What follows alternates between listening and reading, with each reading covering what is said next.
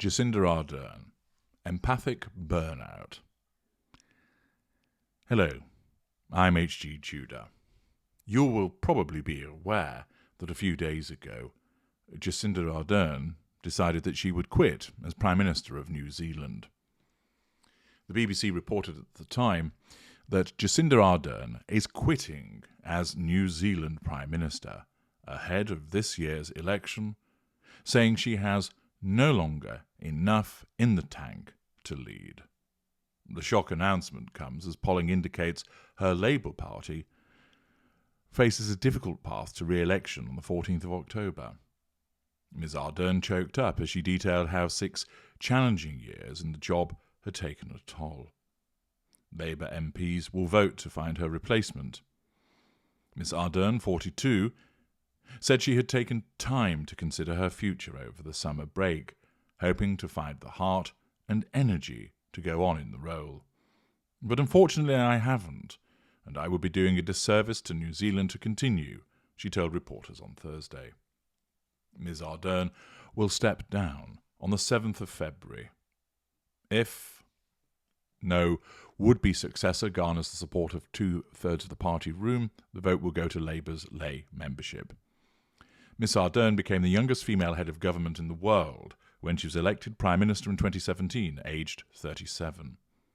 And a year later, she became the second elected world leader to ever give birth while in office after Pakistan's Benazir Bhutto in 1990.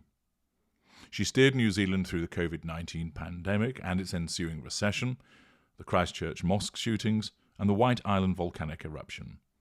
Ms Ardern said the past 5.5 years had been the most fulfilling of her life, but leading the country during crisis had been difficult. These events have been taxing because of the sheer weight and continual nature of them.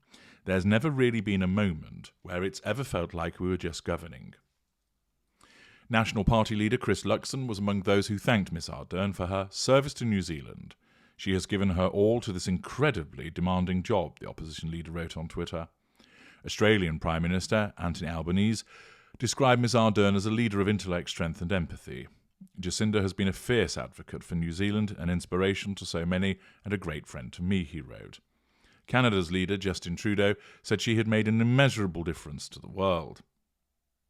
But while Ms Ardern was often seen as a political star globally, opinion polls suggest she was increasingly unpopular at home. She led the Labour Party to a landslide election victory in 2020, capitalising on her government's strong early response to the pandemic. But the latest opinion polls put her personal popularity at its lowest since she was elected, and approval of her party's performance similarly low. In 2022, Ms Ardern told the BBC her declining popularity was the price her government had paid for keeping people safe from COVID-19. However, she has also been confronted with the cost of living crisis, national fears about crime, and a backlog of election promises put off during the pandemic. Reaction to her announcement has been varied. One local from her own Auckland electorate told the NZ Herald Ms Ardern was running away before getting thrown out, blaming her for increased crime and rising living costs. For others, like Auckland's Pride Max Tweedy, she is one of the greatest prime ministers in New Zealand's history. Those are sentiments shared by New Zealand actor Sam Neill, who said Ms Ardern had faced disgraceful treatment from bullies and misogynists. She deserves so much better, the Jurassic Park star wrote on Twitter. But Ms Ardern stressed that she was not resigning because she and the party were unpopular. I am not leaving because I believe we can't win the election, but because I believe we can and will, and we need a set of fresh shoulders for that challenge.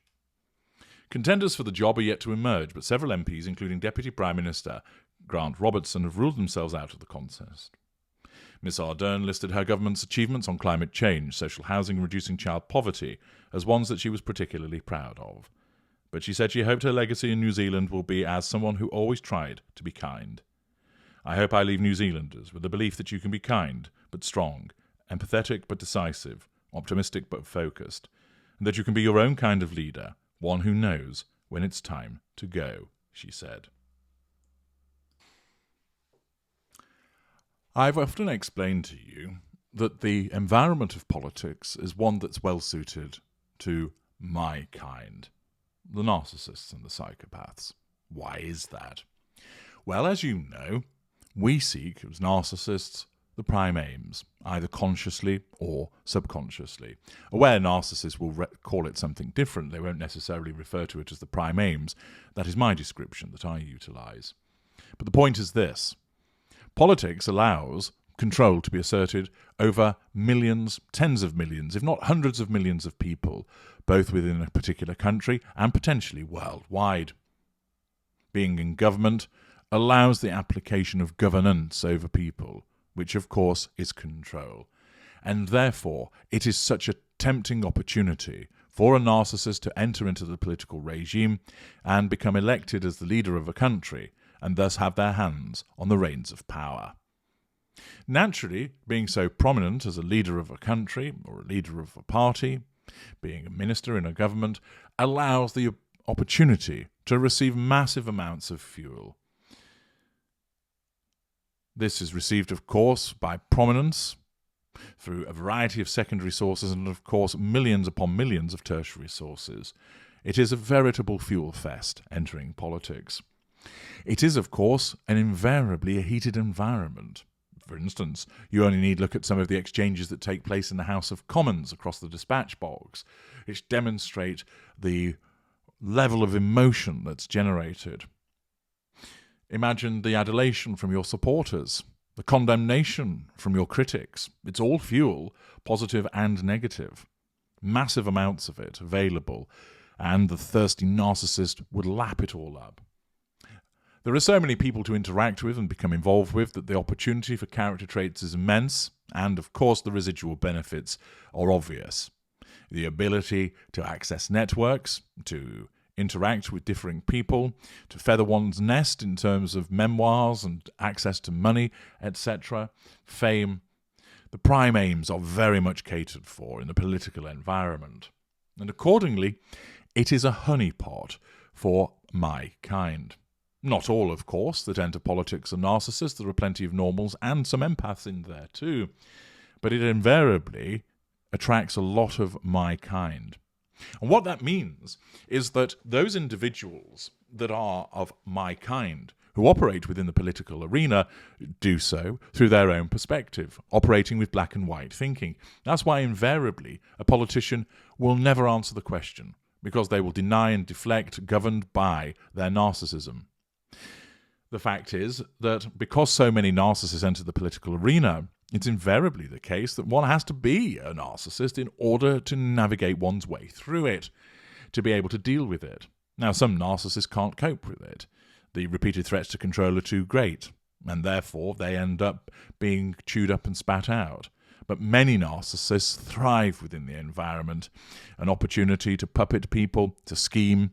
Those that respond instinctively are able to navigate their way through all of the threats, dealing with it with a lack of remorse and absence of guilt, with no compassion or exhibiting false compassion, the management of facades and so on and so forth. Normals and empaths find it a much harder environment to be in.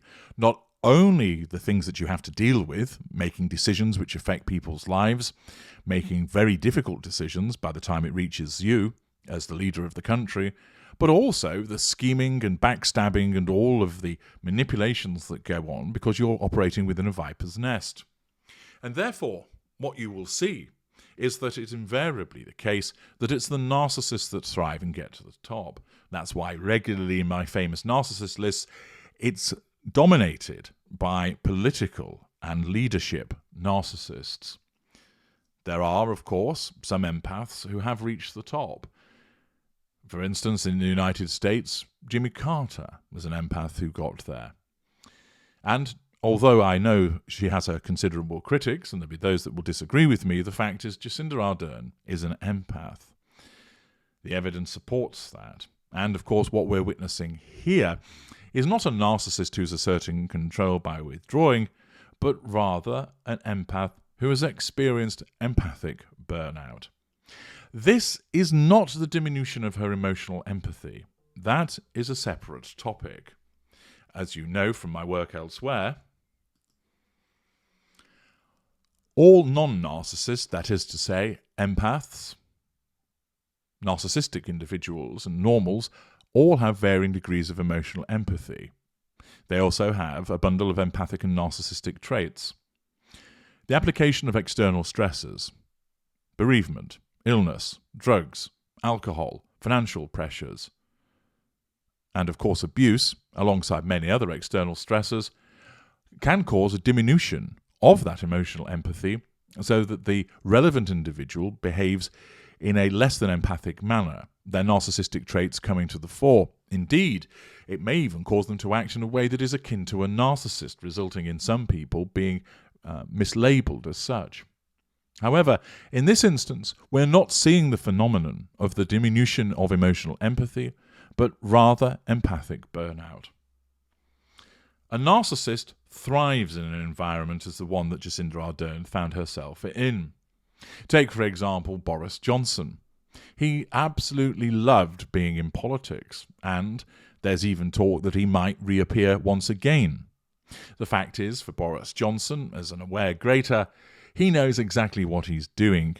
He, of course, only resigned because his narcissism and his awareness of the same dictated that that was the best way of him maintaining control of the situation.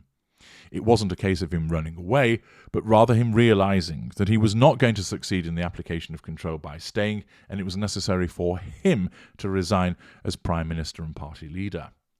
Nevertheless, he doesn't truly go away. He's still there influencing things from behind the scenes, taking soundings, offering his views, remaining involved. Indeed, we have, of course, the prospect of Boris Johnson's memoirs on the horizon, which will continue to throw pelters at the various aspects of the British government. The narcissist thrives on this environment because it's what we're made for. The chaos, the drama that's associated with it provides so many opportunities to assert control, provides so many opportunities to draw that fuel, and therefore it is an environment created by narcissists within which narcissists are going to thrive. The empath can battle their way through it, no doubt about it, but there comes a point where it becomes essentially too much. And because they are not naturally designed for this kind of environment, empathic burnout occurs. And this is what has happened to Jacinda Ardern. There'll be those of you that will recognise this scenario, whereby you have perhaps been dealing with a traumatic situation, for instance, being abused by a narcissist, which has left you burnt out. You have nothing left in the tank to cope with them.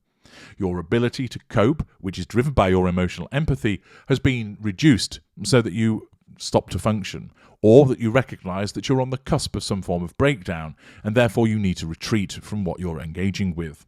It's not always abuse. It can be a difficult situation at work. It could be the fact that you're working very hard. It could be dealing with the illness or death of a family member or friend. There are many things which can cause this burnout, but it is as a consequence of the fact that this scenario takes its toll upon the empath far heavier than the narcissist. Because the empath truly cares, because of their emotional empathy, all of the things that actually occur impact upon the empath to a greater degree. The sadness that it experienced as a consequence of not being able to achieve the things that they wanted to do, having to witness the many ills that the world throws at them, means that it takes something of them each and every time they have to confront and deal with these matters. Not so the narcissist. We don't care. We only care to the extent that these matters can assist us with the prime aims. But for the empath, dealing with the evil, in inverted commas, of the world takes its toll. Dealing with the difficulties, the demands, all of the individuals and groups that are wanting help, the competing interests, the criticisms. I was listening to an interview on BBC Radio 4 where the former Prime Minister, Helen Clark, who was Prime Minister from December 1999 to November 2008, was talking in appreciative terms about Jacinda Ardern, talking about her natural warmth, her empathy, etc. And one of the things that Helen Clark identified is, of course, the toll that the job can take. She made the point that when she was Prime Minister, social media was not at the height that it is now. And one of the difficulties that Jacinda Ardern has experienced is the many criticisms of her premiership that have taken place online. Helen Clark explained, of course, there were criticisms through the press and the other media, and while social media was around, it wasn't as extensive as when she was Prime Minister as Jacinda Ardern has been. And as a consequence of that, that's another factor which an empathic individual would struggle with because of the repeated criticisms. Not in the way that a narcissist reacts to criticism, but rather as a consequence of the way that it drains something from her, repeatedly being insulted, criticised, threatened, belittled, etc. And therefore, for the empathic individual that reaches the heights of a prime minister, to have to deal with not only the ills of the world that are thrown at them, the decision-making that comes with that, but also the repeated scrutiny and criticism and insult that more and more people are subjected to because of the power of social media, ultimately takes its toll. And therefore, in this instance, Jacinda Ardern has suffered from empathic burnout and has identified that she has nothing more in the tank, prompting her resignation. I'm H.G. Tudor. Thank you for listening.